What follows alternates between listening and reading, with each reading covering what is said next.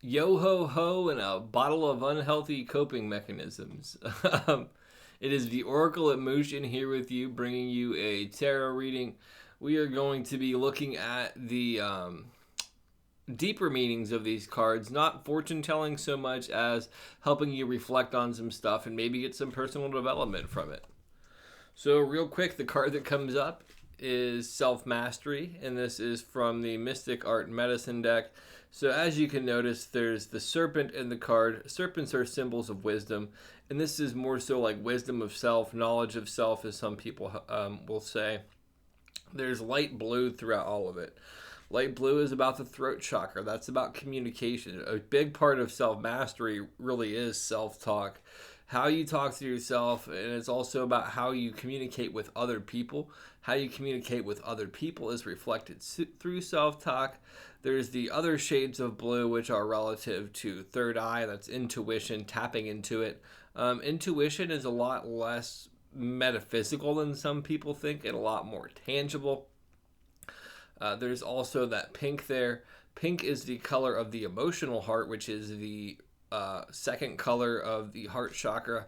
That's kind of using emotional wisdom, not being controlled by it, and being able to dive underneath the emotions and understand them on a more complex level than just feeling them. There's the yellow that's kind of expressed throughout it. That yellow is navel chakra, sense of self. Sense of self really is the foundation for all self mastery, because you have to be able to see yourself clearly, have an honest conversation with yourself, and not be shooken by what comes up in all of that. It's not for the faint of heart. And now we will move into the first tarot card. So we have the Seer from the Wildwood Tarot. The Seer really is about tapping into your potential. This would be the High Priestess in Rider Smith Waite or some other tarot decks. And it's about that feminine principle of receptivity, intuition, tapping into everything. And then there's also that red element in there as well. Red is relative to the root chakra. And this ties back into what I mentioned in the previous card, that intuition and psychic abilities and a lot of these gifts that a lot of people glorify actually are very terrestrial. They're just kind of evolving ourselves through being connected in a deep level. And that's something else that I think is super important to point out. If you begin to cultivate a lot of these gifts, oftentimes people who are very spiritually focused tend to focus on like throat, third eye, and crown chakra, and they don't fully develop, or they under focus on root, sacral, navel, and heart, more or less, yes. But I've noticed that in the New Age, there's this drive to be more self-centered in a very big way, and they don't use those terms because they think they're shedding ego, but avoiding low vibe people, this, that, or the other. And a lot of it really is more so about getting alignment with your heart, and in regards to that emotional heart, getting past the emotion of it and tapping into the deeper love that resides there, and not being so emotionally disturbed.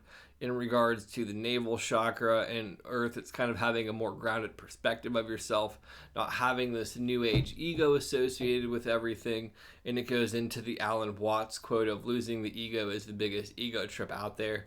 As I've said on this podcast before, I think the ego gets a bad rap. I don't think it's as bad as people make it. And it's essentially a scapegoat for a lot of people's shitty behavior that they don't want to take personal accountability for. Then it goes into the sacral chakra. And this is kind of having a grounded sexuality where sex isn't bad, but it's also not the driving factor for everything. And not to think with our genitalia, and to use our creative energy wisely, which if you listen to the episode, I think it'll be coming out after this much later, but if you listen to the episode where Stephanie Capone and I talk about the Page of Wands, we get into a lot of that. And then finally, the other element of the root chakra that needs to be balanced is not being so bound to the earth that you can't see everything. Like, a healthy root chakra is important. The next card that comes up is the Wheel. So this would be the Wheel of Fortune in traditional tarot. In this one, it's kind of like the Wheel of the Year, which is just another representation of that in some capacity. All of the seasons are actually represented in this card, so is day and night.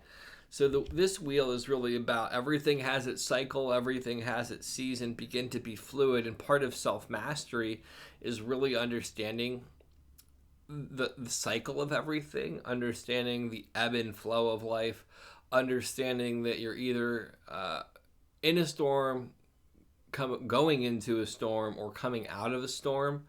But conversely as well, you're either in good times, going into good times, or coming out of good times. So having that reference point, and that on a long enough timeline, there will be balance in your life if you let it happen. Sometimes we create more chaos in our lives because we're comfortable with that. And then we'll move on to the next card, Queen of Vessels.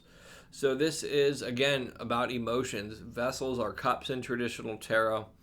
And this card kind of shows you swimming upstream, working against your emotions in some sense, and not in this capacity where you're suppressing things or you're not allowing yourself to feel them. But again, I would take this more as getting under them and really understanding them, and then not being so reactive to your own emotions, but being responsive. Even as somebody who's invested a lot of time in personal development, I still find myself being reactive. And as I continue my process of awakening, because I'm not hashtag woke, as some people like to say, because it's a process. It's not a one-off, one-and-done thing. It's a thing that you go through your whole life, in my experience. But as I go through it and I peel back layers, I understand that certain things that I thought healed aren't, and that in certain areas I need to push on further. And it's been really revelatory, but part of self-mastery is allowing your emotions to flow. Emotions are a natural part of a human being. We need to remove our own judgment and suppression of them, let them go, but then also not be controlled by them, which is a lot easier said than done a lot of times. And then we have Seven of Bows come up, which is clearance. So bows are wands in traditional tarot. Wands are all about creativity. This is about creating the space in your life to really get the richness and enjoyment out of it. And in regards to self-mastery, that clearance of everything really revolves around creating space for fun, but creating space for work, but then also creating space just to have space in your life, to do nothing, and allow yourself to be present and not necessarily have objectives. Being goal-oriented is super important, and it's something that I found out later in life, but it's also something that can become destructive if wielded inappropriately. And that's one of the big concepts of self-mastery, is understanding that anything can be unhealthy, and it surpasses that stupid saying of everything in moderation, because that's a really simplistic idea that doesn't hold any weight if you actually look at it with any sense of rational thinking. But yeah, finding the equilibrium for stuff in your life and creating that clearance and space, because part of your time needs to be filled with things, part of your time needs to be filled with rest and recreation. And I've heard it said that rest and vacation and all of this stuff and recreation is where we get the space to recreate ourselves and kind of process these lessons, heal our wounds, and integrate our experience. And that's a crucial element of self-mastery. And with that, I really feel that there's a lot to chew on there. This is your week of focusing on that kind of stuff if you see fit, and seeing what you can take and figuring out how you can apply this stuff to your own life.